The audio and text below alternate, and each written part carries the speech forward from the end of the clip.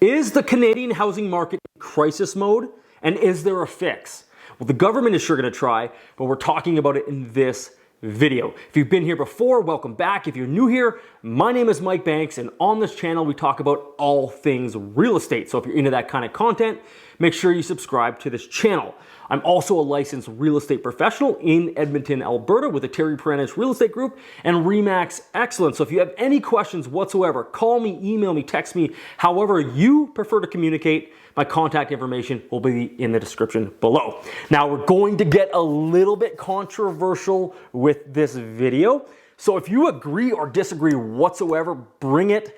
I wouldn't put myself out on the internet if I couldn't take a little bit of heat. So feel free to leave a comment below and let's have a discussion. Now, little bit of a disclosure with this video. I am a believer of the free market. So what is happening right now in the Canadian housing market is you have the government of Canada proposing that they introduce measures such as increased stress test, raising of interest rates, all those kinds of measures to put a damper on the real estate market. Now, as I said before, I am a believer in the free market. So whenever I hear about the government sort of tinkering with the market, it does make the hairs on the back of my neck stand up a little bit.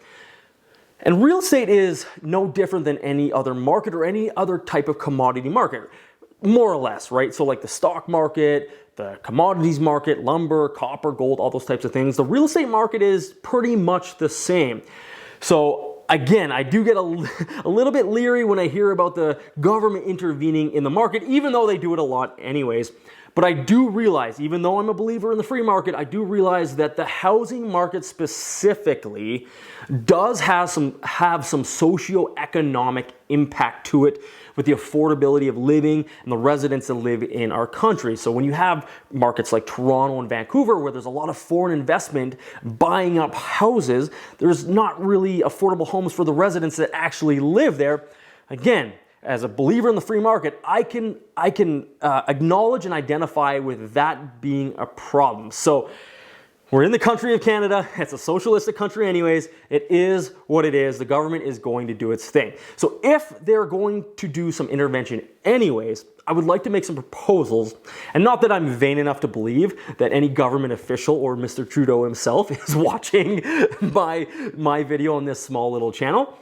But I would like to put it out there and start the conversation because I think that the government is going at it the wrong way. What they are trying to do currently is propose an increase in the stress test. So basically what that means is they're trying to increase, so interest rates are at a current level right now, but what the bank is proposing is that banks and lenders will have to actually qualify you, even though the rates here, they're gonna have to qualify you at a higher amount to ensure that you can absorb, so when interest rates do eventually rise, if they rise, they should rise with everything going on, inflationary things and all that. That's a whole other conversation. But anyways, they're trying to ensure that when the rates do rise, you can absorb those costs. And basically what it's going to do is, with the increase in the stress test measures, is it's going to decrease the purchasing power of a buyer. And the numbers are roughly about 15 to 20%. So hypothetically, if you were going to buy a home at $400,000 and this new stress test, say it decreased your purchasing power by 20%, it's going to bring you down to a home of, what's that math? Oh, it's about 20% of 400 is $80,000. Is that right? I think that's right. I'll correct it if it's not right. So instead of buying a $500,000 home, you're going to be able to buy about a $420,000 home. Now, depending on what market you're in, that might not make that big of a difference, but it's still going to make a significant impact. Now, what I'm proposing, and by the way, I'm no economic major or PhD or anything like that, but just observing the market and observing the way, especially with the way that the government has handled, all of the printing of the money and all of the debt that they've accumulated with the pandemic, I don't always think, especially being a conservative, I don't always agree with the Liberals in the way that they approach some of their government policies. So I think that they're looking at this the wrong way. What is happening right now is we have a supply issue.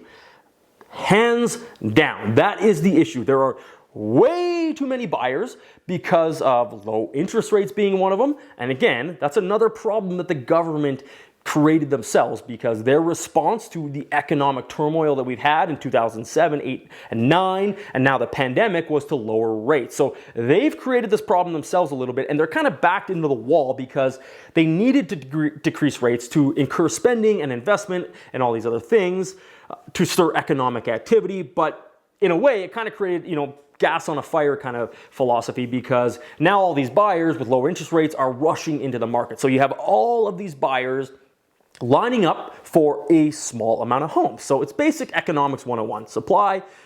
Demand, supply. You have a lot of demand and very little supply. Now, again, what the government's proposing is they're trying to kill off the demand. They're trying to increase stress tests. And again, I think it's the wrong approach, because especially with everything going on with the pandemic and the economic turmoil that we have, why don't they address this issue instead? So why not introduce, which again, I don't necessarily agree with because I don't like government intervention in the market, but if they're going to do it anyways, why not focus on things like subsidies, incentives? So people that are on the fence about selling their home but not quite wanting to do it, give them an incentive to do so. So in like Ontario, for example, Alberta, we don't have the land transfer tax. Ontario does. Why not give an incentive or a break on that? So get people that are thinking about selling, get them off the fence, get them to do that. Give some subsidies and some incentives and some breaks on capital gains taxes, or even taxes with people that are flipping homes.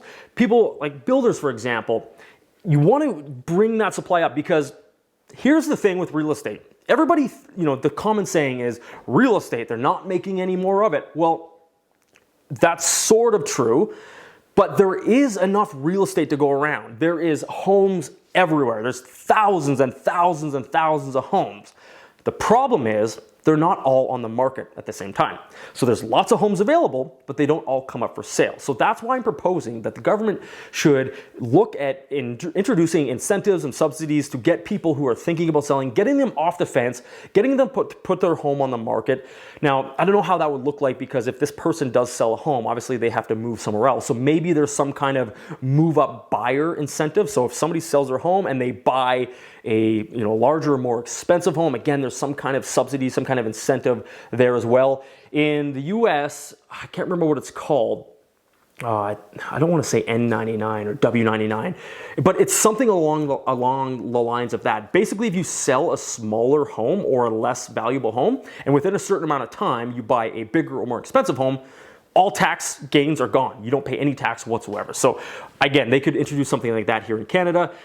Lumber is another big issue, because builders right now, they cannot keep up. They don't have any inventory. All of their inventory is being sold, and they can't build fast enough. So maybe there's incentives on hiring more skilled workers, training more skilled tradespeople. Maybe there's some incentives and subsidies on the cost of lumber, for example, because the lumber costs are through the absolute roof right now. So a lot of builders aren't really feeling that confident about building. Again, I think there's a lot of ideas and proposals that we can talk about and discuss. So feel free, again, in the comments below, if you think I'm talking out of my absolute arse right now, please let me know. I can take it. I'm a big boy. I'm putting myself on the internet. And it's to be expected. So I just think that they're just approaching it the wrong way, trying to hamper the demand. Instead, let's bring up the supply, because the real estate market, transacting in real estate and transactions of the real estate market, it is good for the economy. It creates jobs and income potential. So you have, obviously I'm biased, I'm a real estate professional, but there's real estate people that are employed, there's lawyers, there's accountants, there's home inspectors, there's insurance companies, there's renovation companies, because people are getting their homes ready for the market and then possibly doing more renovations after they buy their home. It's very good for the economy to have these real estate transactions continue to go. It's just a matter of finding, again, and this is going to kill me inside, the free market capitalist inside of me, this is going to kill me to say, but I think there is a way to find that somewhat equilibrium. So it's not too hot, it's not too cold, but there's just a nice balance of homes, because there's lots of homes to go around. They're just not all for sale at once. And that, my friends, is the issue. It's a supply issue.